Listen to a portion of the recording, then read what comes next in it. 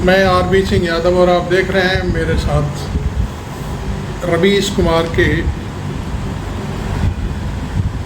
Channel को, जिसमें उन्होंने पूरी व्याख्या की है कि ईडी सिर्फ विपक्षी नेताओं के घर ही छापे क्यों मारती है और सरकार के समर्थक या दूसरे लोग हैं उनके यहाँ क्यों नहीं जाती। क्या ईडी को उनका पता नहीं मालूम? क्या उनको उनकी जानकारी के बारे में पता नहीं है? इस मामले में हम राजस्थान के मुख्यमंत्री अशोक गहलोत को भी सुनेंगे और कांग्रेस प्रवक्ता की भी बात को हम यहाँ पर आपको सुनवाएंगे कि ईडी को लेकर उनका क्या रुख है। मैं आपको रवीश कुमार के साथ ये सारी कहानी सुनाऊंगा कि ईडी चुनाव के दौरान या चुनाव को प्रभावित करने के लिए किस तरह से इस्तेमाल की जा रही है। आप सुनिए और फिर इस पर अपनी बात कहिए। जो आपको अच्छा लगे, बुरा लगे, जो भी है, आप स्वतंत्र हैं मेरे इस चैनल के ऊपर कोई भी अपनी टिप्पणी करने के लिए। इसको मेरे चैनल को सब्सक्राइब भी करें, क्योंकि वीडियो थोड़ा लंबा होगा तो आपको इस वीडियो में मज़ा भी आएगा। सुनिए रवीश कुमार के साथ। नमस्कार, मैं रवीश कुमार।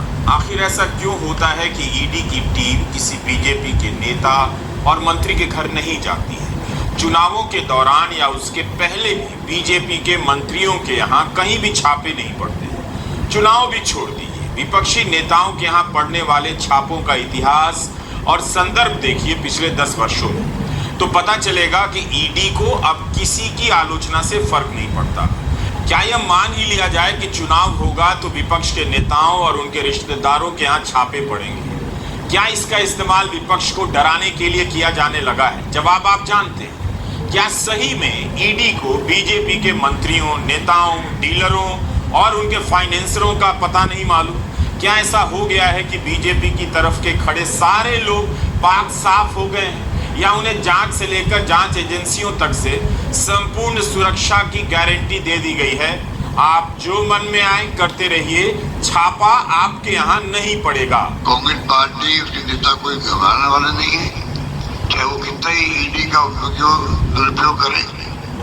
हमारे यहाँ तो टीली लगाता है। अशोक गहलोत का बयान सुनिए। तो पाकिस्तान जाता है, इनके बेटे के यहाँ छापा पड़ा है, वो फैसला चेक कर जाता है। ईडी इनकी फैसलों को जज करता है। ईडी जो है ना, बीजेपी की ऐसी हालत खराब करेगी, गांव-गांव बात फैल जाएगी कि टिड्डी दल की तरह ईडी का उपयोग कर रहे हैं। एक सवाल है, जब आचार संहिता लग जाती है तब तो वहां की सरकार भी निर्णय नहीं ले सकती। चुनाव आयोग का काम यह देखना है कि सभी को बराबर का मौका मिले, लेकिन जब चुनाव के दौरान जांच एजेंसियां विपक्ष के उम्मीदवारों को घंटों घर में बिठा दें, उनके सहायकों से पूछताछ करने लग जाएं, तो क्या यह बराबरी मानी जाएगी? चुनावों के दौरान जांच एजेंसियों को क्यों भेजा जाता है? क्या उनके लिए आचार संहिता नहीं होनी चाहिए? ईडी पर यह आरोप लगने लगा है कि वह एक तरह से बीजेपी के लिए ईवीएम मशीन की तरह काम कर रही है। उम्मीदवारों को पूछताछ के नाम पर घेर लिया जाता है, विपक्ष के समर्थकों में घबराहट पैदा कर दी जाती है। इस तरह की रणनीति और आरोप लगते हैं। यही कारण है कि कांग्रेस के प्रवक्ता पवन खेड़ा ईडी को मोदी जी की तरह ईडीजी बुलाने लगे हैं। कई मामलों में देखा गया है कि बार बार छापे पड़े, घंटों पूछताछ हुई है, महीनों तक केवल जमानत का विरोध हुआ है और रिजल्ट खास नहीं निकला। राजस्थान में चुनाव के दौरान कांग्रेस अध्यक्ष के यहाँ छापा पड़ा, पूछताछ हुई, बीजेपी ने इसका स्वागत कर दिया। क्या इसलिए कि बीजेपी को कथित रूप से कहीं से यह भरोसा मिला हुआ है कि कुछ भी हो जाए ईडी उसके नेताओं या मंत्रियों की फाइलें नहीं खोलेगी, उनकी गाड़ियों की चेकिंग नहीं होगी। पेपर लीक के मामले में राजस्थान कांग्रेस अध्यक्ष गोविंद सिंह डोटासरा और विधायक ओम प्रकाश हुड्डा के यहाँ छापा पड़ गया। ईडी ने कांग्रेस नेता और मुख्यमंत्री के बेटे को पूछताछ के लिए बुलाया। हुड्डा निर्दलीय विधायक है, हाल ही में कांग्रेस में आए हैं और उनके यहाँ छापा पड़ गया। अगर वे बीजेपी में चले जाते तो क्या उनके यहाँ छापा पड़ता? एक तरह से जांच एजेंसियों को उतार कर क्या असंतुलन पैदा नहीं किया जा रहा है? राजस्थान में कई जगहों पर छापे पड़े और पूछताछ हो रही है। कांग्रेस नेताओं के अलावा अशोक गहलोत के बेटे वैभव गहलोत को भी समन मिला है। इस समन में वैभव गहलोत को विदेशी मुद्रा प्रबंधन अधिनियम 1999 का जिक्र करते हुए दस्तावेजों के साथ पेश होने की बात कही गई है। वैभव ने कहा है कि मुझे पेश होने के लिए 24 घंटे का समय भी नहीं दिया गया। 12 साल पुराने झूठे आरोपों को उठाया गया, वह भी चुनावों की तारीख के ऐलान के बाद। सीएम अशोक गहलोत कह चुके हैं कि वैभव का कोई भी इंटरनेशनल बिजनेस नहीं है। क्या हो रहा है देश के नियम के लोग तो खतरे में धज्जियां उड़ रही है। आपके इशारे में इनकम टैक्स भी नाच रही है। मैंने टाइम मांगा डायरेक्टर सीबीआई से, डायरेक्टर ईडी से, चेयरमैन सीबीडीटी से। मैं आऊँ आपके बारे में, एक नागरिक भी हूँ, मुख्यमंत्री चुनावा। बताओ मैं आपको आपकी स्थिति आज की तारीख में क्या बनी हुई है, क्या रहनी चाहिए। हमें गर्व होगा अगर आप फाइनेंशियल इरेगुलरिटीज को या नियमितताओं को आप उनको रोक सको, क्राइम करने वालों को सजा दे सको, जेल भेजो उनको। हमें खुशी होगी, हम वेलकम करेंगे आपका। आप पॉलिटिकली हथियार बन गए 9 साल से। कल ये विपक्षी पार्टियों के नेताओं में जाते हो, नेता जब जाता बीजेपी ज्वाइन करता है तो 200 जुड़ जाता, वो वॉशिंग मशीन जुड़ जाता है। पूरा देश देख रहा है क्या हो रहा है। अरे मोदी जी, आपको समझ नहीं आ रही है, आपकी उल्टी के दिश हो गई है देश के अंदर। पेपर लीक के इस प्रकरण में ईडी के प्रवेश के बाद में इसके सरगना की गिरफ्तारी हुई, और सरगना की गिरफ्तारी के बाद में जिस तरह के तार जुड़ते हुए प्रतीत हुए, उनके चलते हुए ईडी ने जो हालिया कार्रवाई की है, उन कार्रवाइयों का परिणाम यह है कि आज सरकार बैकफुट पर है और बौखलाई भी नजर आ रही है। लेकिन क्योंकि नरेंद्र मोदी जी की सरकार का ये संकल्प पहले दिन से है कि हम किसी भी सूरत में, किसी भी क्षेत्र में भ्रष्टाचार को बर्दाश्त नहीं करेंगे और भ्रष्टाचार के प्रति जीरो टॉलरेंस की नीति अपनाते हुए हम इस दृष्टिकोण से आचरण और व्यवहार करेंगे। इस पेपर लीक के केस में एसओजी और एंटी करप्शन ब्यूरो, जो राजस्थान सरकार के मुखिया आदरणीय अशोक गहलोत साहब के अधीन काम करती है, गृह मंत्री होने के नाते और मुख्यमंत्री होने के नाते डायरेक्ट कंट्रोल एंड कमांड मुख्यमंत्री जी का है। जब मुख्यमंत्री स्वयं आगे चल करके इस तरह की क्लीन चिट अधिकारियों और नेताओं को दे रहे थे, तब कोई भी कार्रवाई निष्पक्ष रूप से इन एजेंसीज के द्वारा हो सकेगी, इसकी संभावनाएं राजस्थान के जनता के मन में समाप्त हो गई थी। वैभव गहलोत को बुलाने के लिए 12 साल पुराना मामला खोला जाता है। साफ नजर आता है कि चुनाव के समय डराने और उम्मीदवारों को घर में बिठाने के लिए यह सब किया जा रहा है। जब 12 साल तक कुछ नहीं हुआ तो चुनाव के बाद भी इस मामले में जांच हो सकती थी। कांग्रेस अध्यक्ष मल्लिकार्जुन खड़गे ने कहा कि चुनाव आते ही ईडी, सीबीआई, आईटी आदि भाजपा के असली पन्ना प्रमुख बन जाते हैं। भारत सरकार की जो एजेंसीज हैं, उन्होंने जो कार्रवाई करी है, सचिन पायलट की प्रेस कॉन्फ्रेंस 2 दिन और पहले, अन्य शहरों के अंदर, उन कार्रवाइयों की जो टाइमिंग है, जो उद्देश्य है और जो इंटेंट है, वो पूर्ण रूप से संदिग्ध है। और ये मैं इसलिए कह रहा हूं कि जो एजेंसीज भारत सरकार की हैं, उनका दुरुपयोग लगातार हो रहा है, ये अब जग जाहिर हो चुका है।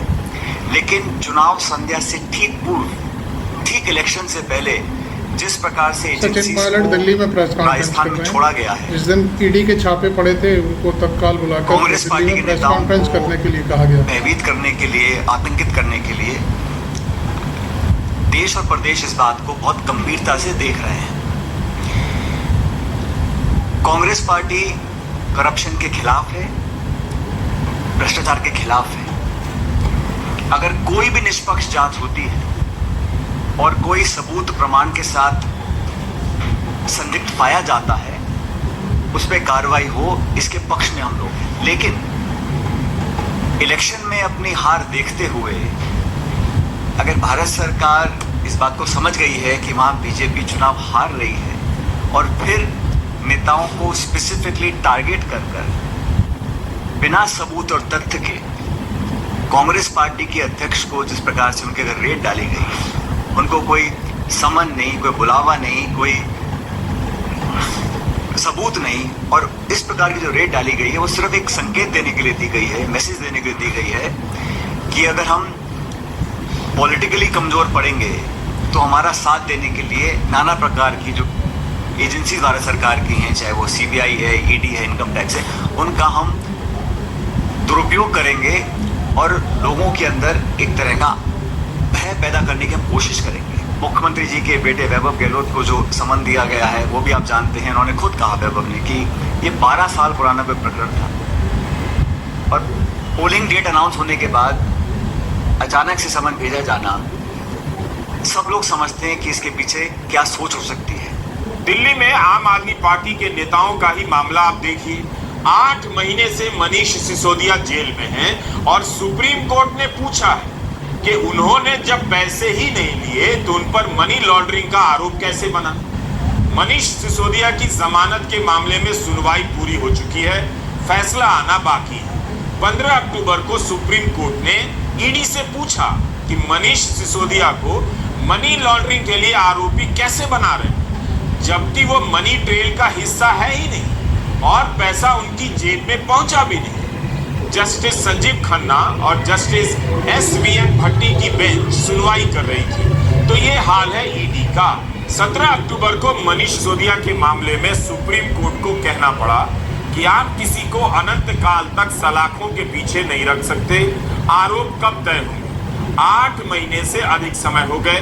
मनीष सिसोदिया के मामले में ईडी और सीबीआई आरोप पत्र दायर नहीं कर पाई, लेकिन हर बार उनकी जमानत का विरोध करती रही। 16 अक्टूबर को सिंघवी ने आम आदमी पार्टी को आरोपी बनाने के मामले में कोर्ट में कह दिया कि साल भर बाद बेल की सुनवाई के समय ईडी कह रही है कि हम किसी और को आरोपी बनाएंगे, आम आदमी पार्टी को आरोपी बनाएंगे। जबकि 5 पूरक चार्जशीट दायर हो चुकी है, कई हजार पन्नों के दस्तावेजों की तफ्तीश हो चुकी है और 500 गवाहों की पूछताछ की जा चुकी है। यही नहीं, 27 अक्टूबर को आम आदमी पार्टी के नेता संजय सिंह की भी राउज एवेन्यू कोर्ट में पेशी हुई। 14 दिनों की न्यायिक हिरासत खत्म हो रही थी, उन्हें 10 नवंबर तक के लिए न्यायिक हिरासत में भेज दिया गया है। संजय सिंह को भी ईडी ने गिरफ्तार किया।